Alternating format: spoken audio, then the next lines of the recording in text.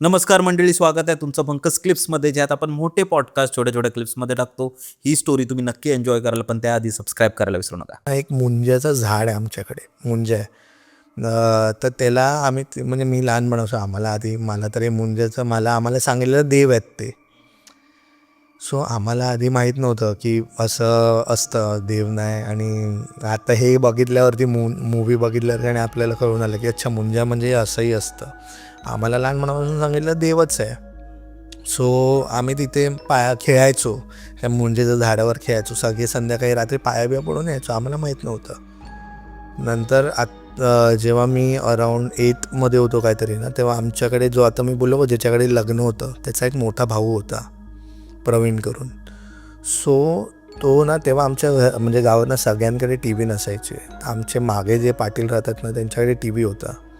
So तो त्यांच्याकडून रात्रीचा टी व्ही बघून लेट यायचा 2 वेळा. आणि तो मुंजा जो होता ना, तो तिथेच खाली ना विहीर आहे, तिथे आंघोळीला यायचा. आणि माझ्या बाबांचे काका आहेत, 3 काका होते. त्यातले 3 नंबरवाले काका होते, त्यांची हाईट पण अराऊंड 6'3" समथिंग असेल. सो हा टी व्ही बघून आलेला रात्री 1:30-2च्या सुमारेस. आणि तिथून तो मुंजा आंघोळ करून असा येत होता. काळोख होता, सावली त्याला दिसली. हा खाली जात होता. ह्याला वाटलं की आजोबाच आहेत ते. त्याने हाक मारली, काय रे आबा करून दे रांग, काय रे आबा बरोबर आहे मग इतक्या रातचो खय, असं करून त्याने हाक मारली. त्यांनी फक्त केलं आणि निघाले बाजूला. आणि त्यांनी घरी येऊन मग त्याच्या आईला सांगितलं, अरे काय तो गावकऱ्यान गेलो, म्हणजे आम्हाला गावकर बोलतात, गावकऱ्यान गेलो, आबा माका भेटलो, पण तो काय बोललो नाही इतक्या रातचो. तर तिला कळलं हा एवढा टाईमला आला म्हणजे त्याला तो दिसला. तर सकाळी त्या काकी आल्या आणि त्याने आजोबांना सांगितलं की जर तुला त्याने विचारलं तर तू त्याला सांग की मीच होतो, आणि त्याला हेही सांग की रात्रीचं जाऊ नको. ते बोलले ठीक आहे. नंतर तो भेटला आणि त्याला सांगितलं आजोबाने. हा दुसऱ्यांदा 2-3 आठवड्यानंतर परत एक मूवी बघून की काहीतरी टी व्ही बघून येत होता रात्रीचा, आणि परत त्याला दिसला. पण तेव्हा त्यांना त्या मुंजाने सांगितलं की घराकडे जा, रातचो फिरू नको. आणि त्याने येऊन ते घरी सांगितलं परत आईला, असं असं माका आबा बोललो. तर ती बोलली मग की मीच सांगितलेलं. पण तिला कळलं आबा म्हणजे आजोबा नव्हते करून. आणि 1.5-2 महिन्यानंतर ना तो असंच कुठेतरी गेलेला रात्रीचा, आणि त्याला साप चावून मग त्याची डेथ झाली. हां, कोणता तरी साप चावला. त्याला नुसतं ते काय बोलतात, एक वॉर्निंग देण्यात आली. वॉर्निंग्स कसं आहे ना आमच्याकडे, वॉर्निंग बोल, प्रोटेक्शन बोल, त्याचा इंडिकेशन कसं आहे ना आमच्याकडे आहे. अजून एक किस्सा तुला सांगेन.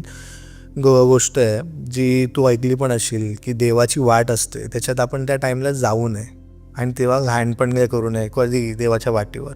मी आत्ताही जातो, मला विचारावं लागतं, भले मी लहानाचा मोठा झालो आहे, मी जाऊन पण तरी मी गावातल्या मुलांबरोबर असतो ना, तर मी विचारतो इथे वॉशरूमला जाऊ शकतो का, कारण घर आमचं लांब असतं. आम्ही गणपतीला गेलो तर आम्ही विचारतो की इकडेच करू शकतो का वॉशरूम असतं, कारण कोणती वाट कधी देवाची निघेल ना. आणि आमच्याकडे आहे तसं, शिमगाव होतो एक देईपुडी करून जागा आहे पुढे गावातच, तिकडे लिटरली 7-8 देव एकसाथ उभे राहतात शिमग्याला आमच्याकडे. आता नाही, पण आधी मी लहानपणापासून लिटरली बघितलेलं आहे. 7-8 देव अंगात येतात. देवा तू ऐकलं असेल आमच्या कोकणात असं देव अंगात येतात असं, तर ते मी बघितलेलं आहे. आणि देताना मी लिटरली बघितलेलं आहे. तर तेव्हा पण कुठे काय आपण करतो ना, ते जाम विचारून करावं लागतं गावात असेल तर, असं आहे. तर तसा एक इन्सिडेंट जसं तू आता बोलला ना वॉर्निंग, तशी वॉर्निंग आमच्या गावातल्या राखणदाराने दिलेली होती. एक आजी होत्या, तिला ऐकायची नाही, खूप किटकिटी होती. आणि ती ना जी देवाची वाट होती ना तिथेच ती वॉशरूम करायची. देवाने तिला एकदा वॉर्निंग दिली, 2दा वॉर्निंग, तिसऱ्यांदा देवाने लिटरली तिला धरलं आणि तिला फेकून दिलं. ती या घरातल्याने तिच्या सकाळी बघितलं, ही दिसतच नाही कुठे. लिटरली 2 दिवस तिला शोधलं. नंतर देव उभा केला आणि विचारलं देवाला की कुठे आहे ती. देवाने सांगितलं असं अशी गोष्ट होती. तिला सांगितलं 2 ते 3 वेळा, ही ऐकली नाही. बघा मागे कसं एक गोठा असतो, गोठ्यातच ना एक रूम असते ज्याच्यात ना गवत ठेवतात, तिकडे तुम्हाला भेटेल. देवाने सरळ सांगितलं तिकडे ती तुम्हाला भेटेल. आणि सगळ्यांनी सगळीकडे शोधलं, त्या रूममध्येही शोधलेलं, पण तेव्हा कोणाला दिसली नव्हती. देवाने सांगितल्यावर जेव्हा बघितलं ना तेव्हा ती दिसली तिथे. असं होतं. तर ते सगळे एक एक इन्सिडेंट्स असे तुला झाले. माहिती पडलं की जो मुंजा आहे तुमच्या कवितेचा इतिहास काय आहे, हिस्ट्री काय आहे? इतिहास मी असं विचारलं नव्हतं, बट बाबा बोललेले मला की त्याला असं देवच आम्ही पाया पडतो तिकडे. बाकी असं मी कधी विचारलं नाही त्यांना की काय आहे का त्याचं, की त्याचं पण काय असं. आता मला कळलं की तो मुंजा कशात आपण काउंट करत होते, पण आधी मला माहितीच नाही. आणि आम्ही लहानपणापासून अरे तिथे क्रिकेट खेळायचो. विचार कर, त्या मुंजाचं देव आहे ना, झाड आहे, ते मोठं झाड आहे. आत्ताही लोक तिथे बसतात, शांततेने बसतात, काही फील नाही होत की कोण आहे. आणि आता उलटं आपल्या डोक्यात येतं अरे असेल, पण तेव्हा असं काही नाही फील व्हायचं. आणि आम्ही तिथे क्रिकेट खेळायचो, लपाछुपी खेळायचो, पकडापकडी खेळायचो त्या मुंजाच्या झाडाच्या आजूबाजूला. असं होतं. आणि अजूनही ते झाड मस्त मोठं असं आहे. आणि कसं आहे माहिती आहे, माझं घर इथे आणि इथे माझं घर आहे आणि इथे ते झाड आहे. म्हणजे आम्हाला लिटरली दिसतं पॅरल. असं आहे ते. हां. आणि तुला कोणती गोष्ट सांगायची आहे गावाकडची? सो बाबांनी जेव्हा, म्हणजे सगळ्यांनाच माहिती आहे, आपण आपल्या टीनेजमध्ये जेव्हा येतो तेव्हा आपले आईबाबा आपल्याला काही ना काहीतरी गोष्ट कानमंत्र देतात. सो तसं मला माझ्या बाबांनी त्यांच्या लाईफमध्ये त्यांचे घडलेले जे इन्सिडेंट्स होते ते सांगितले. आणि तेव्हा त्याने मला त्यांचे जे भूतांचे रिलेटेड की जे काय त्यांनी एक्सपिरियन्स घेतले ते त्यांनी मला सांगितलेले. बाबा आय बिलीव्ह 16-17 इयर्सचे होते. आणि माझ्या आजोबांची बैलगाडी होती. फेमस होते माझे आजोबा.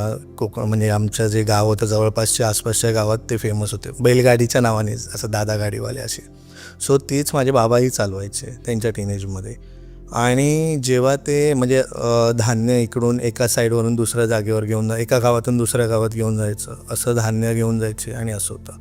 सो एका ठिकाणी जेव्हा म्हणजे जायचं होतं जवळच्याच गावात आणि रात्रीची वेळ होती, तर आजोबांनी मला बाबांना विचारलं, त्यांची जरा तब्येत कमी होती, तर विचारलं तू जाशील का, तर भाऊ बोलले ठीक आहे मी जातो. तर ते गेले बैलगाडी घेऊन. आमच्या गावाला यायच्या जस्ट आधी ना एक ब्रिज लागतो. आत्ता ब्रिज झाला आहे, आधी ब्रिज नव्हता. सो तेव्हा कसं बैलगाडी असेल तर नदी लागते, नदीवरती तो ब्रिज आता झाला आहे. सो ती नदी क्रॉस करून जायची. सो नदी क्रॉस करून बैलगाडी असेल तर बैलगाडीने ते क्रॉस होऊन जायचं.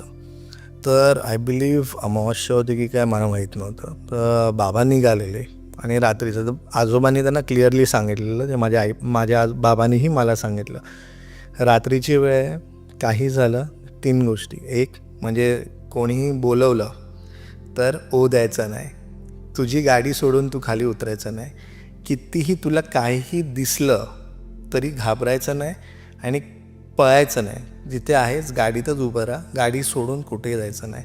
हे माझ्या आजोबाने बाबांना सांगितलं. आणि तेच सेम गोष्ट जेव्हा माझ्या टीनेजमध्ये जेव्हा मला बाईक दिलेली घेऊन आणि गाडी, तेव्हा मलाही माझ्या बाबांनी हेच सांगितलं. सो बाबा निघाले आणि ते जात होते.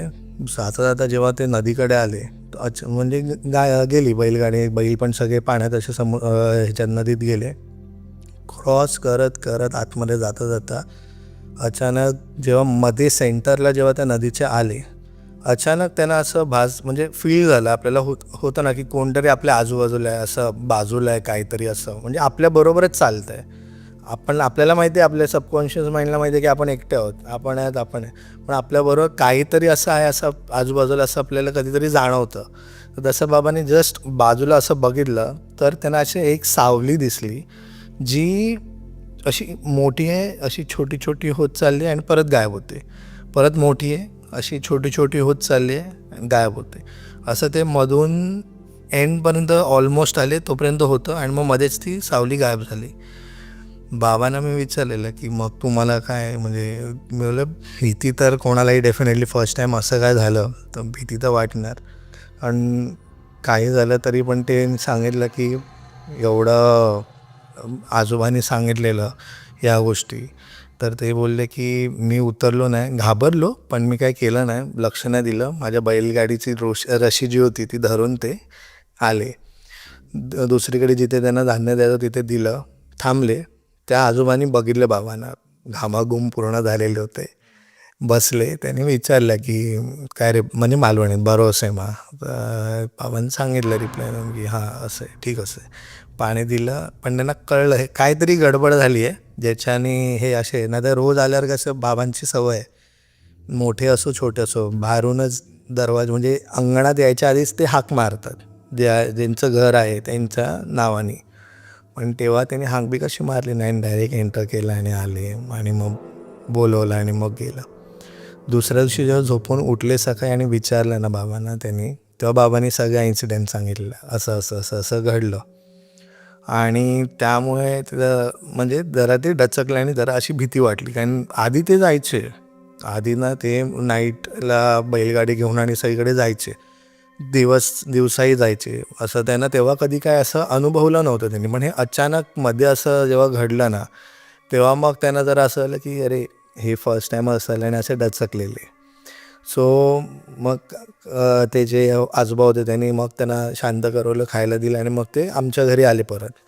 आणि आजोबांना त्यांनी मग एक दुपारचं असं जेवून झाल्यावर एकदा विचारलं की असं असं माझ्याबरोबर घडलं, कारण ते शांत होते आणि आजोबा त्यांना पटकन कळून यायचं कोण काय झालं आहे, कोणाबरोबर घरात काय.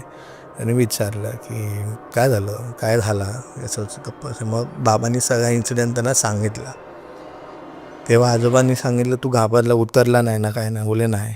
तेव्हा मग आजोबांनी त्यांना सांगितलं की काही दिवसाआधी तिथे एक मच्छीवाला होता, त्याची हाईट एक समवेअर 6.3 समथिंग एवढा हाईटचा होता तो माणूस.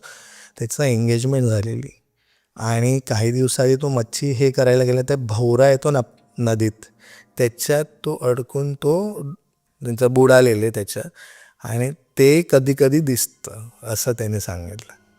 तर तो एक इन्सिडेंट झालेला होता बाबा. बापरे. मंडळी, जर तुम्हाला ही स्टोरी आवडली असेल तर डिस्क्रिप्शनमध्ये आम्ही पूर्ण एपिसोडची लिंक टाकलेली आहे, तो चेकआउट करायला विसरू नका. त्यात अशाच प्रकारच्या भरपूर स्टोरीज अवेलेबल आहेत आणि हां, सबस्क्राईब करायला विसरू नका.